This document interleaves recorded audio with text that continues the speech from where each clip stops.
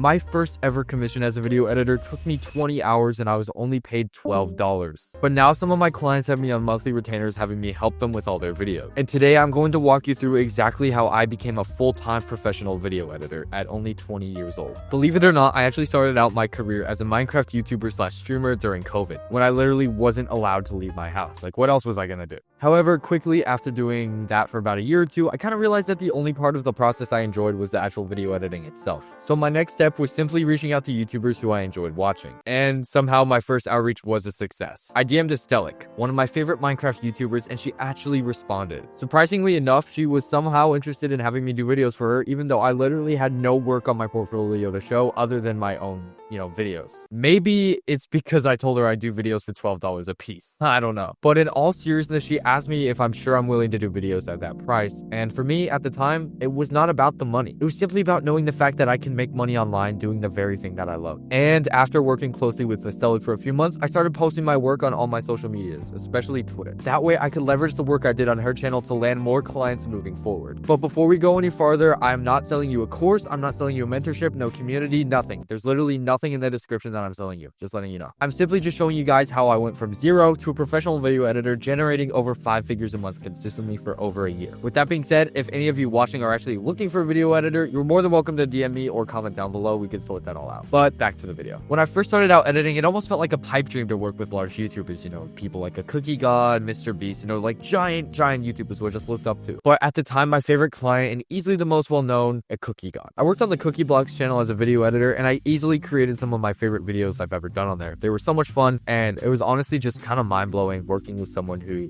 I saw in like a whole different idolized perspective, and then just, realizing that they're a real person on the other side of my screen, being my boss, and, just building that relationship. It really took things to the next level from my understanding of the space. You might be even asking, how did it get to a point where Cookie God would not even want me to work with? Did I work on being really good at super flashy VFX or super cool transitions? Of course, I put a bunch of effort towards the visual side of things regarding editing. However, what really put me apart from other editors was very simple. My main focus whenever editing a video comes in 3 levels. First, I always make sure that the pacing of the videos are immaculate. That's the most important part. It's what keeps people watching and determines retention. Next comes music and sound design. As is commonly said in the video editing industry, sound is 80% of the watching experience. So this is by far the most important part of the video. And music can genuinely make or break your videos. Imagine you have this really awesome storyline with a bunch of twists and turns that just makes the viewer glued to the screen. And then now you add the Elmo soundtrack. See what happens. Completely ruined. That's a funny example, but that just really shows you how important sound design is to everything. But the final part is 100% the biggest and most important thing in my entire video editing career. I put a ton of focus and actual psychology behind the video. Colin, what does that even mean? You might be asking right now. I'm talking about the seriously incredibly small micro decisions throughout the video that triggers emotional reactions within the audience. The best way to make someone continue watching is simple. Make them feel something. People watch content for a lot of reasons, but whatever the reason may be, it's always to feel something. Whether that's sad, happy, laughing, whatever it may be, they're watching and engaging with content to feel something. And now that I've finally started viewing editing for clients differently, I immediately became part of the minority of editors who actually look at their projects like a true professional. And that by itself made my value as an editor 10x.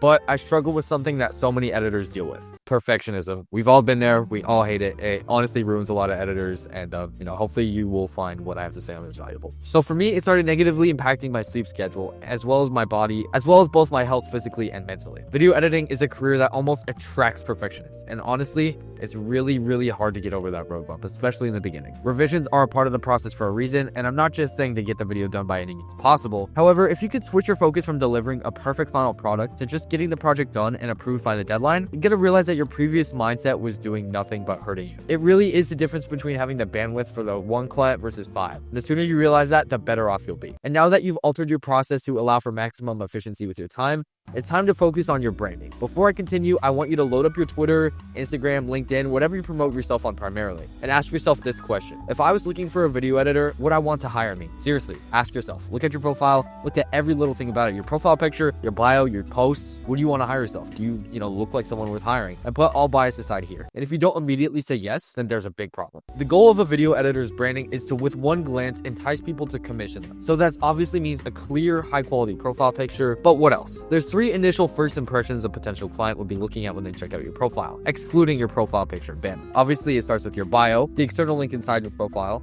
and on platforms like Twitter and Instagram, your pinned posts. Your bio should be simple and to the point. For example, the majority of professional creatives quickly explain some cool accomplishments of theirs as well as, their most known clients, as you can see in my bio as well. And then under that link, it's a portfolio that shows some of their best work as well as giving more information on their previous work in the industry or, their experience. And finally, the most underestimated first impression, the pinned posts. Pinned posts are typically used for cool accomplishments or a picture of themselves that someone likes. For creatives, the absolute best option for a pinned post, right next to important accolades, are show reels. The reason I say this is because the 3 initial points a potential client will have are your bio, your portfolio, and then a highlight/show reel showing your best work. Everything is right in front of their face. They don't have to go looking for anything. Because of that, you're already significantly more likely to be chosen compared to the next option. Thinking back to when I started, I felt so far away from my goals of becoming a full-time professional video editor. Fast forward to 2026, I've been networking at business events like VidCon to meet up with my clients in person in order to better our relationship and also just get myself out there and, meet more experienced people in the field. And trust me, after putting my all into my clients, they love me enough to actually give me a gold plaque, which I have hanging on my wall over here, after I help them grow their channel. So now that you have the strategy to entice people to commission you, how do you go about doing outreach? This is probably the most common question I've received over my many years of editing and being a public figure in the editing space. I'm sure you've heard the terms like cold and warm outreach, but if you haven't, here's a super fast breakdown. All outreach done without receiving a message from someone first is technically considered cold outreach. This is similar to cold calling, like salesmen do on the phone. However, the goal of cold outreach is to make the lead as warm as possible. What I mean by that is personalizing your outreach message in a way that lets the person you're reaching out to know that you did your research on it, rather than just a copy and paste template message. I've even seen editors forget to change the name on templates. Like, what are we doing? It's the big 26, bro. Lock it. Now, this is not my word for word outreach message, but this is just a quick example of what I'm talking about. All right, so here we are on my Twitter. I see this guy right here. I don't know who he is, but I'm gonna pretend I do. I'm gonna pretend he's a YouTuber. I don't even know if he's a YouTuber here. I'm gonna say, hey, Klein, love your new video on X topic,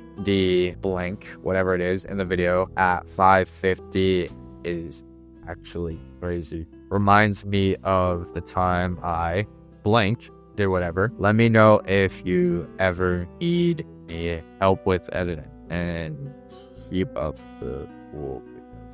Something like that. At this point in the video, you've learned how to break into the editing space, brand yourself in a way that entices potential clients to commission you, and now you've also learned how to reach out to people in an effective way. The goal of this channel is to give you guys more insight as to what you can start doing differently immediately in order to give yourself the best shot at success. If this video was helpful for you at all, please make sure to drop a like and subscribe to the channel so you don't miss out on the next video with even more tips and tricks than this one. Peace.